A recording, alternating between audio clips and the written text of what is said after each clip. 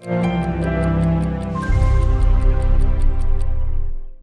are both committed, both determined that Iran will never acquire a nuclear weapon. On a visit to Israel ahead of a major Mideast summit, U.S. Secretary of State Antony Blinken sought to reassure Israeli and Arab partners that Washington would continue to oppose Iranian efforts to obtain atomic weapons. We also share, and we are united in addressing the challenges posed by Iran. Israel is hosting the two-day summit, which will include foreign ministers from the United Arab Emirates, Bahrain, and Morocco.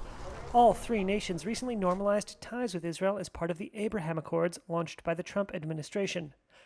But President Joe Biden and Blinken are now negotiating with Iran and other world powers to reactivate the 2015 Joint Comprehensive Plan of Action, or JCPOA, a deal that lifted sanctions on Tehran in exchange for limits on Iran's nuclear program.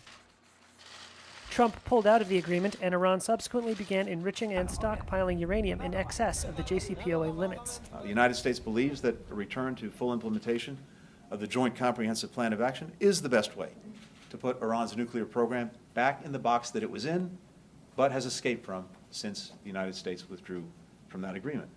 But whether there's a JCPOA or not, our commitment to the core principle of Iran never acquiring a nuclear weapon is unwavering. And one way or another, we will continue to coordinate closely with our Israeli partners on the way forward. Negotiators in Vienna have said for weeks they are close to a deal, but it remains elusive. It's imminent, but it depends on the political will of the United States. It was the United States which withdrew from the deal. At the public Doha Forum in Qatar, Iranian diplomat Kamal Kharazi blamed Washington for the delay, but U.S. envoy Robert Malley suggested significant hurdles remained. We're pretty close to a deal, but we've been pretty close now for some time, and I think that tells you all you need to know about the difficulty of the issues that remain. Retired U.S. Army Colonel Liam Collins has seen firsthand the Ukrainian military transform from what he calls a decrepit force into an effective operation capable of fending off Russian advances. Ukraine's military in 2014 was decrepit. It really didn't have a lot of training capability. They weren't effective at the tactical level. So it wasn't a surprise to see how poorly they performed at that time, given their level of training. In 2014, Russian forces were able to seize parts of Ukraine with relative ease. Collins, a career Special Forces soldier, served as the executive officer for the Defense Department's special advisor to Ukraine, working to reform that nation's military establishment in 2016 at the end of the Obama administration. One success, Collins said, was changing the Ukrainian command structure, giving junior leaders the ability to make battlefield decisions rather than a top-down command approach. It allows them to take initiative on the battlefield, right? You might be given some, orders, go take this hill, for example.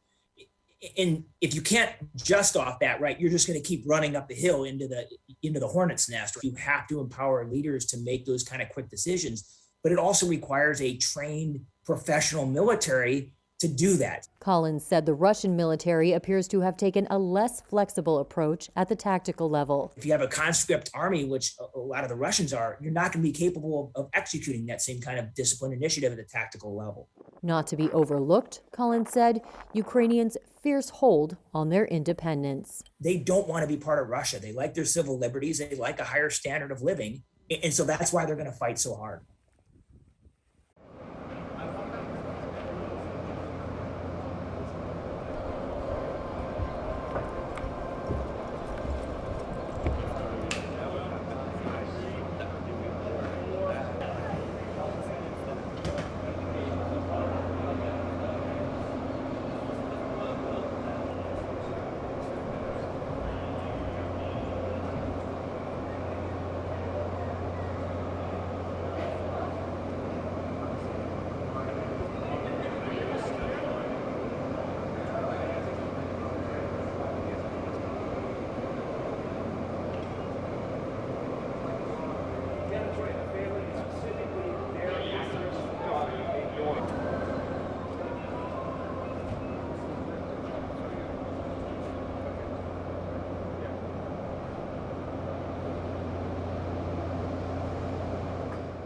Mr. Lapid and U.S. Secretary of State, Mr. Antony Blinken.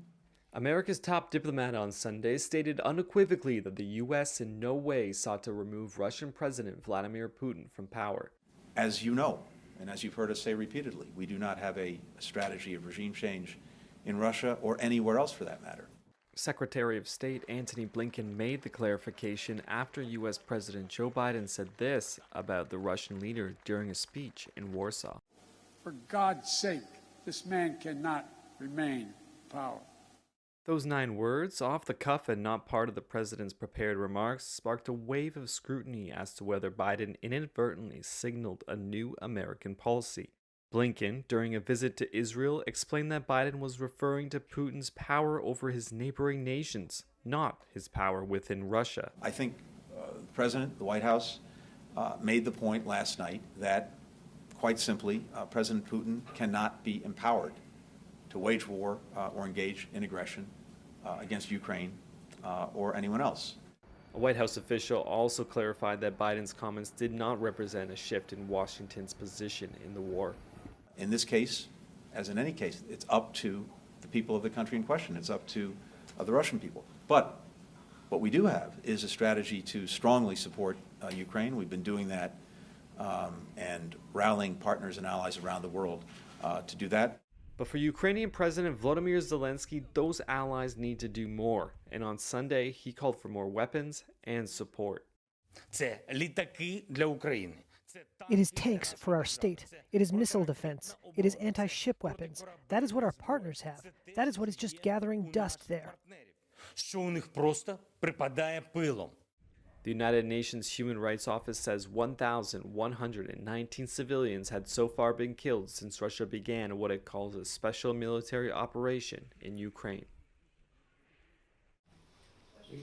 The United States reaffirmed its view that the solution to the Israeli-Palestinian conflict was 2 states, side by side, with peace and security for all. At the heart of all of this is an ongoing, enduring commitment to the basic principle of the 2-state solution. That's what U.S. Secretary of State Antony Blinken told Palestinian President Mahmoud Abbas in the city of Ramallah on Sunday. Blinken is visiting Israel and the occupied Palestinian territories ahead of a rare summit between Israeli and Arab representatives from Morocco, Bahrain, and the United Arab Emirates. Significant diplomatic strides under the Abraham Accords normalized relations between Israel and several Arab nations. But peace talks between Israel and Palestinian representatives have stalled.